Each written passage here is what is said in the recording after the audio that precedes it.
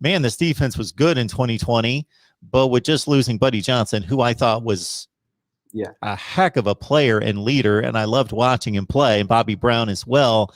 Man, I see 20 of 22 on the 2 deep depth chart coming back. Man, they could be even more dominant this season. Yeah, so they were also going back to that rule that you last year didn't count. They got back guys like Aaron Hansford, Jaden Peavy, and Miles Jones that decided to come back, and so I think that kind of helped out a lot in terms of just adding to that experience. And that group returns a ton of talent, but they've also got guys who've kind of been coming in the wings. They'll have Shamar Turner will be coming in the fall. I think there's a hope he might be able to contribute immediately. So there's just plenty of depth and experience along that defensive side of the ball, and I think they feel pretty good about that.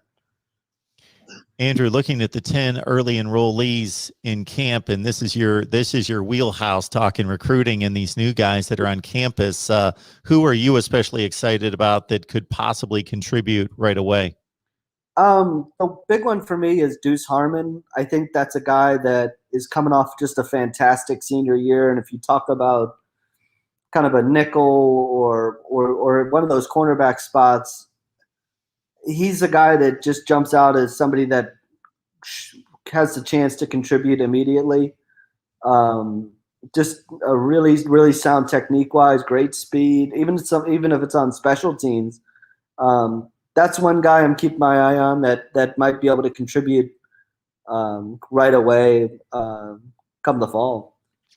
How's it been trying to get information out of spring practice? It's been a little tougher. They've released some notes, they've released some videos, but it's a little different than getting to walk around practice and see guys yourself. You're kind of relying on what you get on those videos, what you get on those press conferences. But Jeff Tarpley, who writes with us as well, does a great job in terms of being kind of the team guy and getting notes and keeping folks posted on the board. So he's done a great job with that.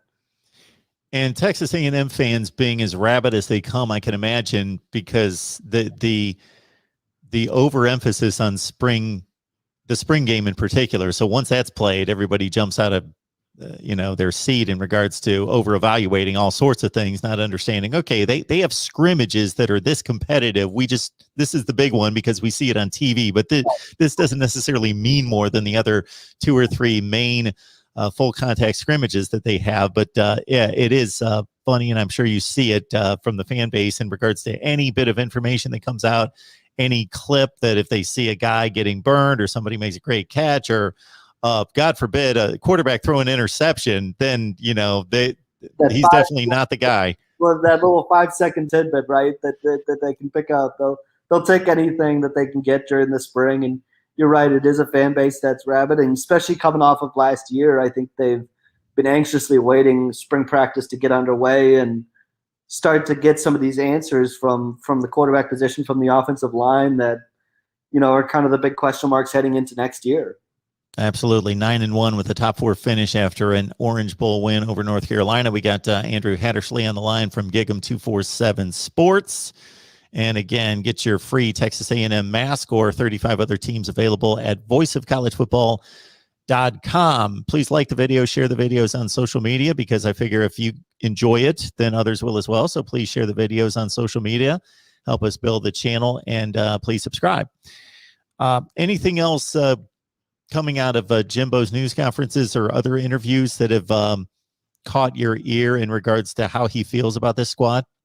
I think he feels pretty good, to be honest with you. I really do. I think he kind of likes the communication aspect and the way they've attacked the spring workouts specifically. Look, they're not satisfied coming off of last year. They feel like they have more room to grow. And this is just kind of the phrase "we're not done yet" is something that has kind of been uttered a lot this spring. Is I feel like they feel like they've got another level to get to. It's been a really hungry group throughout the spring, coming off just missing the playoffs last year. So Andrew, we're just a couple weeks away from the maroon and white game. So once you see that played, again, we have to understand for every good play for the offense, some people question, okay, did the defense look bad or the offense look good, and vice versa, that sort of thing. Of course, they're playing each other, but anything in particular you're going to be looking out for or going to make you feel better about this team going into fall camp? I'm going to be looking at the wide receiver position. I think that was one that, I think there's more room to grow there at the wide receiver spot specifically. That's guys. I think everybody kind of wants to see. Will Damon Demas look more comfortable in his second year? That's a guy that if you're talking about adding more explosiveness to the wide receiver group. How does he look? How does a guy like Devin Price look and Musa Muhammad? Guys that have really been on campus for a year. And then on the defensive side of the ball, guys like Edrin Cooper and Antonio Doyle, who also now being there a year, and see what steps they take as sophomores, because those were a couple more exciting prospects. And then just really how the offensive line looks, because, in terms of communication and in terms of how in sync that group is, I think that'll give some questions heading into the fall about kind of where that offensive line group is, because that really is the biggest question that they have. An extension of both of those groups, offensive line and wide receivers, of course, the tight end, and you've got one of the best in the nation in Jalen Weidemeyer. Any update on his status, his injury, and if he should be okay for August? Oh yeah, he's going to be fine. It's just one of those things that it was kind of a freak accident. Apparently, he cut his finger just before spring practice, had to have surgery on it, and so just can't take any hits, can't take any contact. He's kind of a known commodity with what they have at the tight end position. So I think that's fine to just set him out for the spring, play it safe. But there's no concern about August or anything like that. I think by the end of the spring, he was really going to be fine anyway. It's just no sense in risking it. And I got familiar with the other tight end, and I'm trying to come up with his name against Florida. He's really good too. Which one? The second tight end. Baylor Cup. Yes. Yeah. So Baylor Cup's one that he's battled some injuries throughout his time at A&M so far, and I think when you look at an opportunity this spring, he's kind of a guy, another one that you're kind of looking for at the spring game.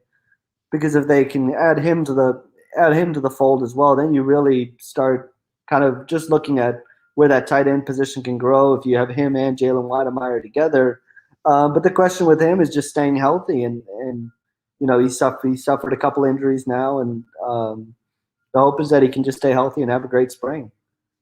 Andrew Hattersley, Gig'em 247 Sports. Please check out his work and the rest of the staff there at Texas A&M's site on 247 Sports. Gig'em 247.